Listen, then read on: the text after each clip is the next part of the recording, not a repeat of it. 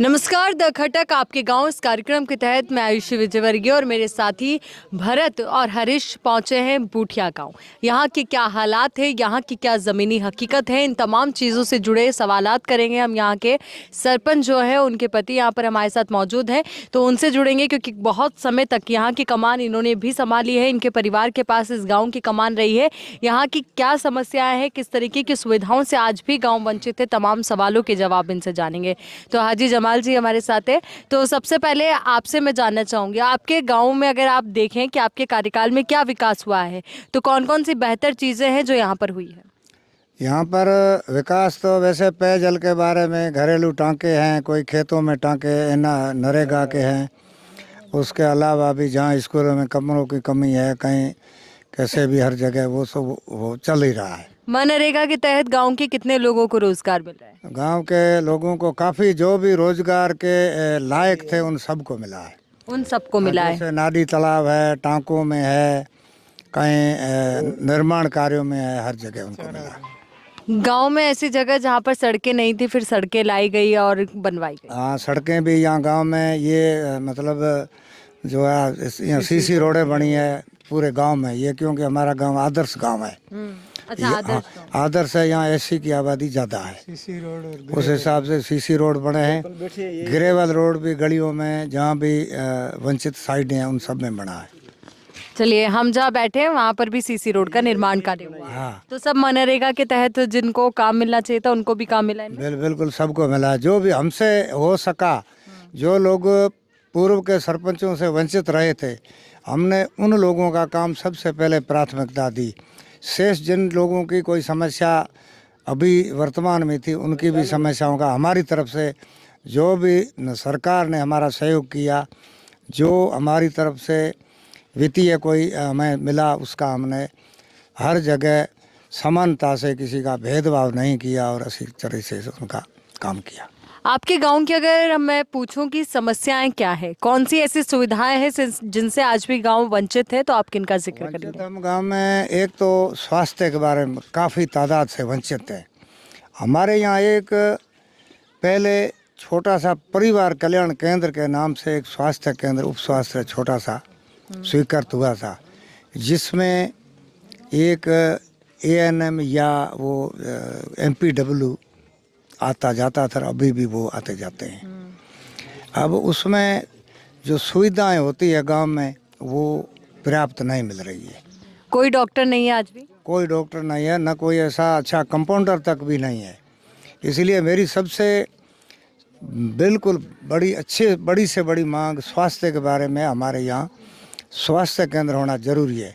उसका कारण जैसे पीएचसी आप समझो, चाहे स्वास्थ्य समझो, उसमें क्या है कि हमारे जो पड़ोस की पंचायतें हैं, जैसे चाड़ुआ, तो चाड़ुआ के गांव भी सीमावर्ती क्षेत्र से लगते हुए वो यहाँ सम्मिलित स्वास्थ्य के बारे में आ जाते हैं। कितने लोगों को लाभ मिलेगा अगर यहाँ पर कोई बेहतर स्वास्थ्य केंद्र मिलता है? यहाँ से बेहतर है तो सजन के पार से लगा करके, जो सजन का पार पंचायत 1, चाड़ुआ तख्ताबाद 2, पादरिया पंचायत 3, और भी पड़ोसी जैसे भिंडे का पार पंचायत है, उनके जो सीमाड़े के कुछ चौटन तहसील रमज़ान की गपड़े वगैरह, वहाँ से भी, क्योंकि यहाँ एक बॉर्डर रोड जा रही है, सड़क नंबर रोड, जो भारतमाला के नाम की है, एक दूसरी अलग से सिस्टम की है। ये वो सजन के पार टू गरड़ा रोड जाती है, उस रोड की सुविधा से लोग यहाँ आ सकते हैं। तो यहाँ काफ़ी लोगों को स्वास्थ्य के बारे में सहयोग मिल सकता है, इसलिए यहाँ पीएचसी होना ज़रूरी है। और ये हम कई बार मांगें कर चुके हैं, अभी तक हमारी मांगें पूरी नहीं हुई है, नंबर 1। और अगर मैं बात करूं जल जीवन मिशन की, तो उसके तहत क्या नल पहुंचा हर घर? जल जीवन में ये छोटी छोटी जो ये 20-20 घरों के बीच में छोटी ये कुंडियाँ बनी है, अभी तक इनमें सुचारू रूप से पानी नहीं आ रहा है। टेस्टिंग एक दो बार हुई है अपने नहर के पानी से, लेकिन घरों तक अभी तक कोई जोड़ा नहीं गया। हमको ये आश्वासन मिल रहे हैं कि आपका ये घरों पर जोड़ा जाएगा। और उस योजना के तहत सेंटर से भी यहाँ टीम आई थी, अपनी पंचायत मुख्यालय पे 3 आईएएस अफसर बड़े आए थे। यहाँ का भी कलेक्टर था, एडीएम था, यहाँ का एक्सियन भी था, एसी भी था, सभी आए थे साथ में। उन्होंने भी हमको ये सब चीज़ें बताई थी, लेकिन आज तक उनका जो अभी होना था वो हुआ नहीं, क्योंकि हम एक टैंकर गरड़ा रोड से यहाँ मंगाते हैं पानी का तो 2,500 रुपये हमसे ले रही है और 5,000 रुपये तक सजन के पार तक लेती है। जो सजन का पार इस विधान क्षेत्र का पुराना ये था, अब समय विधान से आगे भी चली गई है, वहाँ भी लोग पानी की समस्या में फंसे हुए। तो मैं कह रहा हूँ कि इसका तुरंत रूप से कनेक्शन घरों में दिए जाए, पीछे पानी की सप्लाई शुरू की जाए तो आम जनता को फ़ायदा हो सकता है। आर्थिक बोझ भी कम होगा। अब आपसे ये जानना चाहूँगी यहाँ की अगर हम कनेक्टिविटी की बात करें, क्योंकि यहाँ पर आपने बताया यहाँ कोई स्वास्थ्य को लेकर बेहतर सुविधाएं नहीं है, कितनी दूर आपको जाना पड़ता है? हमको गरड़ा रोड यूँ हम सीधे चले जाएं, एक रेलवे क्रॉसिंग फाटक बंद है, उससे अगर हम सीधे जाएं, फाटक भी बंद है क्योंकि जो रेल यहाँ चरवा नहीं हुई थी ना अपनी समझौता, तो उसमें उन्होंने कोई तहसीलदार से रिपोर्ट मांगी। तहसीलदार नया आदमी था, पहले को 5-6 दिन आया तो उसको मालूम नहीं था क्या है यहाँ। अब मैं तीसरे चौथे दिन पहुँचा, उससे पूछा, उसने कहा मैं अनभिज्ञ था, मैंने रिपोर्ट दे दी कि एक ही फाटक जो अभी आप क्रॉस करके आए हो, ये तो है सीमा का है, थेट बॉर्डर तक बाका सर जाता है। और ये हमारा है जो इससे हम गरड़ा रोड जाते हैं, कुछ लोगों के बैंकों में खाते हैं, घरेलू सामान लेना देना है, और भी लोग हैं जैसे वहाँ PHC और वहाँ भी लोग जाना जाते हैं। तो यहाँ से कोई अगर सीरियस प्रसव का मामला होता है, उसको लेके रवाना होते हैं, तो हमको यहाँ क्रॉस करने में कम से कम 15 किलोमीटर हम पहुँचते हैं। सीधे 6 जाते हैं, इतने राउंड काटना पड़ता है इस फाटक से। तो हम ये चाहते हैं कि यहाँ रेलवे फाटक है, लेकिन रेलवे के कारण से बंद किया हुआ है। उसके बारे में मैंने कई बार DRM GRM जो आया था, बड़ा जनरल मैनेजर, 9 सितंबर को हर समय ये आते रहते हैं।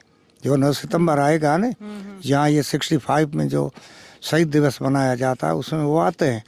तो मैं हर समय पंचायत का प्रस्ताव लेके जाता हूँ, गांववासी मेरे साथ चलते हैं, हम जा कर के कहते हैं। GRM बीच में DRM लेडीज़ थी, मैंने उनसे रिक्वेस्ट किया, मैं 22 साल से इसके अंडर ब्रिज के लिए आपसे रिक्वेस्ट कर चुका हूँ, आपके विभाग से कर चुका हूँ, अभी तक समस्याएं नहीं सुन रहे हो। इसका मतलब मैं मर जाऊँगा तो मेरी कब्र पे आप लिख देना कि आपका फाटक खुला जाएगा। इसी तक मैं वहाँ उनके सामने लड़ा, तो उन्होंने मेरे को आश्वस्त किया कि हम आपका तुरंत कर देंगे। यहाँ एक बीखपुरी करके पत्रकार है गरड़ा रोड में, उसने बेचारे ने मेरे बारे में काफ़ी लिखा। एक किसान संघ का गोविंद राम, मैं पहले रेलवे में था, रिटायर है, उसने बेचारे ने थेट तक पहुंचाया, आश्वासन मिल रहे हैं, अभी तक अंडर ब्रिज नहीं बना है।